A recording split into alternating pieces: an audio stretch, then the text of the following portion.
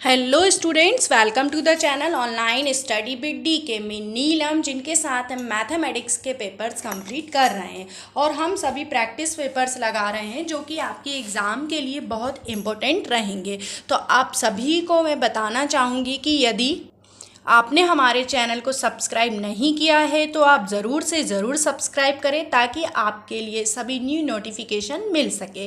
तो आज हम जो प्रैक्टिस पेपर नंबर 20 है जो कंप्लीट करने जा रहे हैं, उसका जो सबसे पहला क्वेश्चन है, प्रथम 5 3 के गुणजों का औसत क्या है।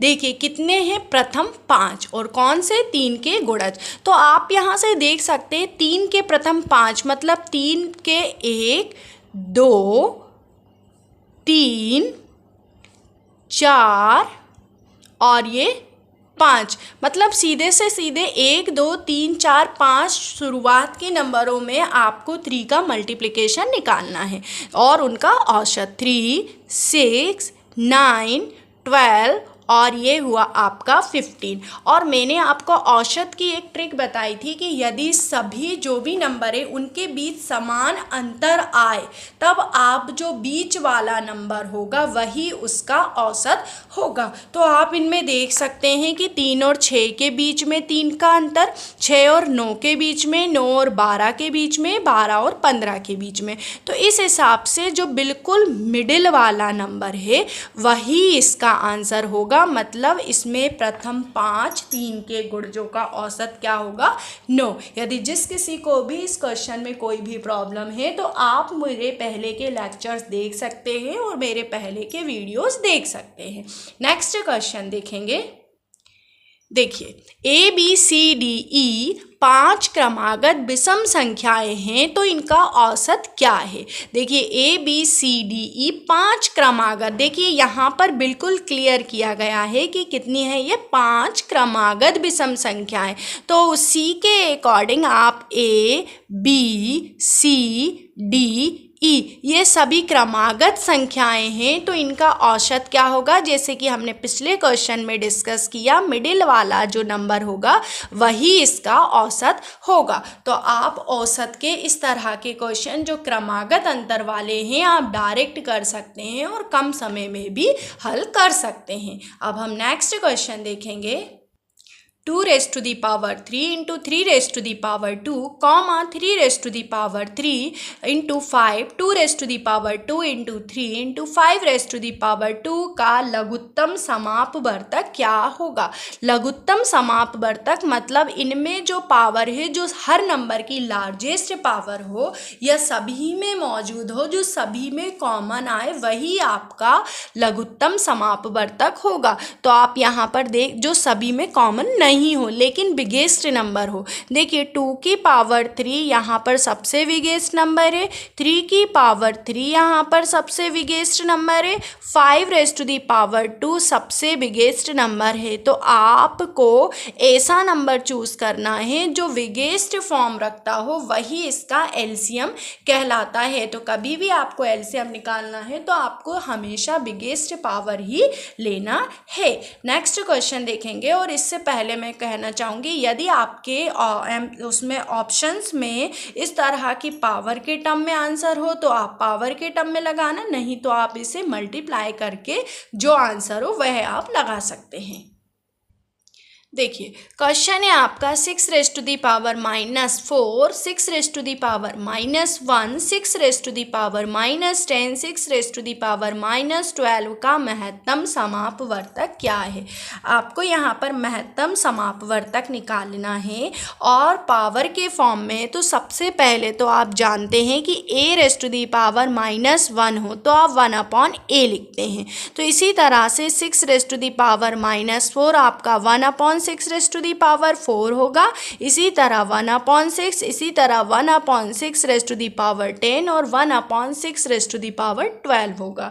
आई होप कि यहाँ तक आप सभी को समझ में आया होगा कि किस तरह से मैंने पावर को कन्वर्ट किया हुआ है। अब आपको महत्तम समापवर्तक निकालना है तो महत्तम समापवर्तक भिन्नों के फॉर्म में निकालने के लिए आपका क्या होता है, जो अंश होते हैं अंश का आपको निकालना होता है महत्तम समापवर्तक और और जो हर होता है उसका आपको निकालना होता है लघुत्तम समापवर्तक। तो इस तरह से इन्हें हल किया जाता है। तो लघुत्तम समापवर्तक हमने पहले देख लिया है किस तरह से निकालेंगे। अगर आप इन सभी का महत्तम समापवर्तक की बात करें तो सभी में 1 कॉमन है, तो आपका महत्तम समापवर्तक 1 होगा और लघुत्तम समापवर्तक मतलब जो सबसे बिगेस्ट पावर होगी वही 6⁻12। यदि आपका आंसर इस फॉर्म में है तो आप ये ऑप्शन लगाइएगा और यदि आपका इस फॉर्म में है तो आप ये आंसर लगाइएगा। नेक्स्ट क्वेश्चन देखते हैं। नेक्स्ट क्वेश्चन भी देखिए हमने सेम एज इट इज़ लिया है, बस इसमें आपको लघुत्तम समापवर्तक निकालना है। तो सबसे पहले तो वही पावर को हम जिस तरह से हमने लास्ट क्वेश्चन में लिखा था 2 की पावर -12 है, तो ये 1/2⁻12 हो जाएगा। 8⁻4 है तो 1/8⁻4 हो जाएगा। 8⁻−15 1/8⁻15 हो जाएगा और 8⁻2 1/8⁻2 हो जाएगा। अब आप चाहें तो इन सभी को 2 की टर्म में कन्वर्ट कर लें या फिर इस 2 को 8 की टर्म में कन्वर्ट कर लें। देखिए यदि हम सभी को कन्वर्ट करेंगे तो आपका ज़्यादा टाइम वेस्ट होगा, लेकिन सिर्फ मैं यदि 2 को कन्वर्ट कर लूँ तो आपका स्पीड में क्वेश्चन हल हो जाएगा। देखिए 2 की पावर 3 जो होता है 8 होता है, तो 2 की पावर 3 और 4 तो 8 की पावर आपका यहाँ पर 4 हो जाएगा।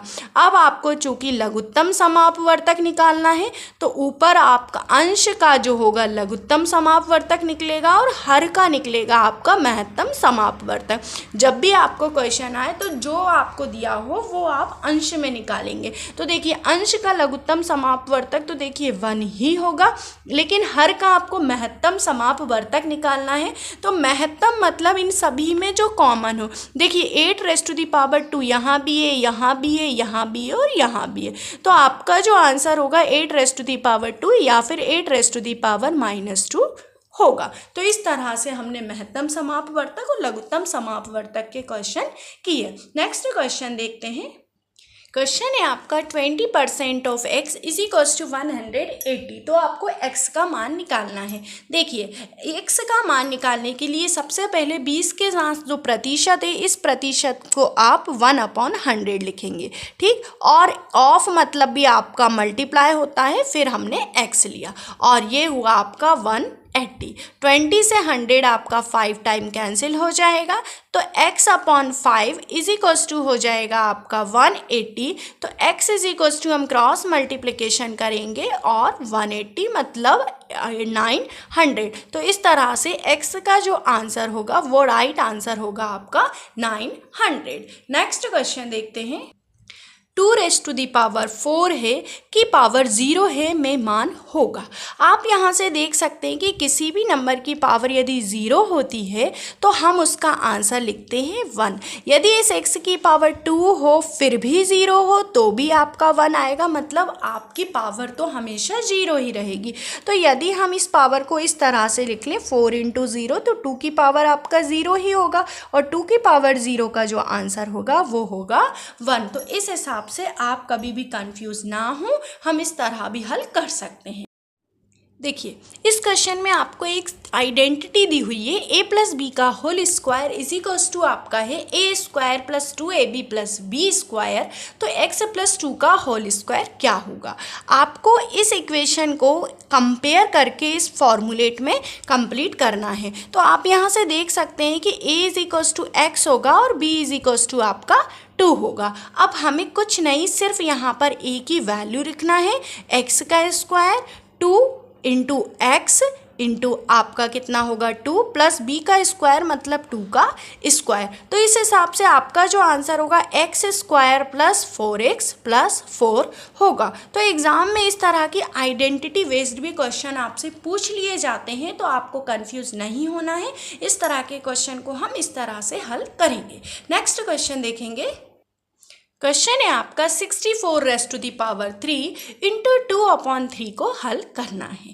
ठीक, अब ये वाला जो क्वेश्चन लिया गया है आपका घातांक और करणी से लिया गया है। घातांक करणी वाले क्वेश्चन में सबसे पहले तो आप ये देखें कि 64 ऐसे किस पावर में कन्वर्ट हो रहा है कि आप इसे 3 से हटा सकें। तो आप यहाँ पर देख सकते हैं कि 64 4 इंटू 4 जो है इसकी यदि ये वाली आपकी पावर यहाँ नहीं है, इसकी यदि पावर 3 लेते हैं तो ये आपका 4 4 जा 16 4 जा 64 होता है। तो 4 रेज़ टू दी पावर आप 3 लेंगे इंटू आप 2/3 लेंगे, 3 से 3 आपका कैंसिल, तो 4 रेज़ टू दी पावर 2 मतलब आपका जो आंसर होगा 16 होगा। यदि आंसर जो है कुछ इस टर्म में दिया है तो आप इसे लेंगे और इस टर्म में लिया है तो आप इसे लेंगे। हम घातांक का एक और क्वेश्चन देखते हैं जिससे आपको और अच्छे से ये बात क्लियर हो जाएगी। देखिए क्वेश्चन में आपको 32 है जिसकी पावर आपको दी हुई है 4/5। तो सबसे पहले तो आप देखें कि 32 ऐसी किस पावर में कन्वर्ट हो रहा है जिसमें पावर में 5 आ जाए। तो सबसे पहले तो शायद आपको पता होगा कि 2 into 2 into 2 into 2 2 into 2 into 2 into 2 जो होता है 2 और 2 8 दूनी 16 दूनी 32, मतलब 2 की घात 5 जो होती है वो आपकी 32 होती है। तो इस तरह से हम सिंपलेस्ट फॉर्म में कन्वर्ट कर लेते हैं किसी भी क्वेश्चन को और हल कर पाते हैं। और ये सभी जो होती है प्रैक्टिस पर बेस्ड होता है। यदि आप घातांक करणी के क्वेश्चंस की अच्छे से प्रैक्टिस कर लेंगे तो आपको यहाँ पर कोई भी प्रॉब्लम नहीं होगी। नेक्स्ट क्वेश्चन देखते हैं। क्वेश्चन नंबर 219 जो दिया है यहाँ पर एक फिल इन द ब्लैंक्स दिया है जिसमें चाल बराबर लिखा हुआ है दूरी और अपॉन में आपको ब्रैकेट दिया है। तो आपको चाल का यदि फॉर्मूला पता है तो आप डायरेक्ट इसमें टिक कर सकते हैं। समय चाल बराबर होता है आपका दूरी बटे समय। तो इस तरह के जो क्वेश्चन होते हैं ये फॉर्मूले बेस्ड होते हैं। यदि आपको फॉर्मूला याद है तो आप इस तरह के क्वेश्चन ईजिली कर पाएंगे। नेक्स्ट क्वेश्चन देखते हैं। क्वेश्चन है आपका एक वृत्त की त्रिज्या 7 है तो आपका परिमाप है 7 सेंटीमीटर या मीटर जो भी है, तो परिमाप है।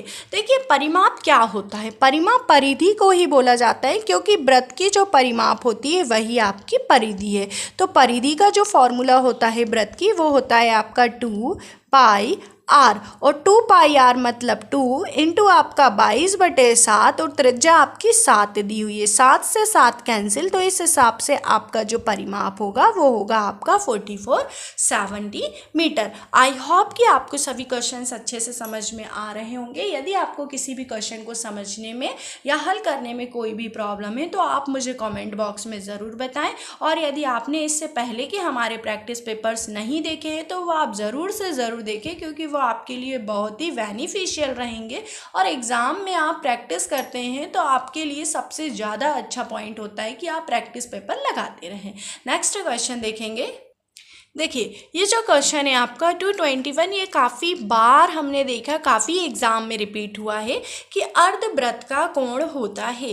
देखिए अर्धवृत्त सबसे पहले तो ये आपका पूर्ण वृत्त कहलाता है और अर्धवृत्त मतलब आप इसे बीच से काट दें तो ये आपका कहलाता है अर्धवृत्त। और अब बोला गया है कि जो अर्धवृत्त है इसका कोण, देखिए ये हमने बीच से यहाँ काट दिया मतलब केंद्र बिंदु और आपका यही कोण की बात हो रही है। और आप भी यहाँ पर देख सकते हैं कि ये कौन सा एंगल क्रिएट हो रहा है यहाँ पर 90 डिग्री का।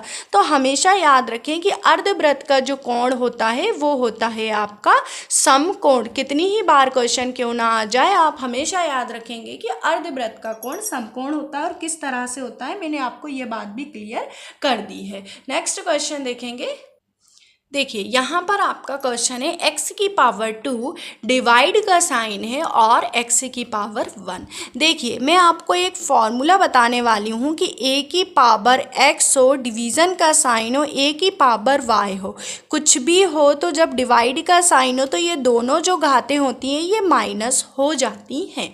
तो सीधा सीधा आपको यहाँ पर क्या हल करना है कि x की पावर 2 है और इसकी पावर माइनस में 1 आ जाएगा क्योंकि डिवीज़न का साइन है तो आप माइनस करेंगे तो इस हिसाब से आपका जो आंसर होगा वो 1 हो जाएगा। तो आप इस बात को करनी के इस टाइप के क्वेश्चन को हमेशा ध्यान रखें। नेक्स्ट क्वेश्चन देखेंगे। देखिए इस क्वेश्चन से भी आप इस बात को क्लियर कर सकते हैं कि देखिए डिवीज़न का साइन है, आपके आधार, ये आपके आधार कहलाते हैं, आधार समान है, डिवाइड का साइन है, तो दोनों घातें आपस में घट जाती हैं और ये घट जाएंगी तो 4 में से 2 जाएगा तो आपके पास कितना रह जाएगा, 2 रह जाएगा। तो इस तरह से घातांक और करनी के क्वेश्चंस आप कर सकते हैं। नेक्स्ट क्वेश्चन देखते हैं। देखिए यहाँ पर दिया है आपको x की पावर 16 अपॉन x की पावर 4। मैं आपको कॉन्सेप्ट क्लियर करवाना चाहती हूँ जो मैंने आपको इससे पहले जो डिवाइड वाले में आपको क्लियर किया। तो देखिए यहाँ पर आप यदि ये पावर में है और अपॉन में है तो ये डिवाइड में ही, हम इसे इस तरह से भी लिख सकते हैं x की पावर 16 डिवाइड x की पावर 4, और वही आप 16 माइनस 4 करेंगे तो जो आपका आंसर होगा वो होगा 12। आई होप कि इन 3 क्वेश्चन से आपको और घातांक और करनी के बिफोर जो क्वेश्चंस लिए उनसे आपको कॉन्सेप्ट क्लियर हुआ होगा। आज का जो हमारा प्रैक्टिस पेपर नंबर 20 था, इसमें हमने घातांक के क्वेश्चंस और कुछ क्वेश्चंस फॉर्मूले के बेस्ड कवर किए। आई होप कि सभी क्वेश्चंस आपको समझ में आए होंगे। यदि किसी भी क्वेश्चन को समझने में आपको कोई भी प्रॉब्लम है या कोई भी टॉपिक आप पढ़ना चाहते हैं तो आप मुझे कमेंट बॉक्स में बताएं ताकि मैं उस टॉपिक से रिलेटेड वीडियो आपको डिलीवर्ड कर सकूँ। और यदि आपने हमारे चैनल को सब्सक्राइब नहीं किया है तो आप चैनल को ज़रूर से ज़रूर सब्सक्राइब करें, क्योंकि हमारा जो चैनल है सभी टेट एग्ज़ाम के लिए आपके लिए बेनिफिशियल मटेरियल प्रोवाइड करवाता है जो कि आपके लिए काफ़ी हेल्पफुल होगा एग्ज़ाम के व्यू पॉइंट से। और बाकी आप हमारे Telegram channel online study with DK से भी जुड़ सकते हैं। अब नेक्स्ट प्रैक्टिस पेपर लेकर के हम जल्द आएंगे। जब तक के लिए आप सभी को मेरा जय हिंद, वंदे मातरम।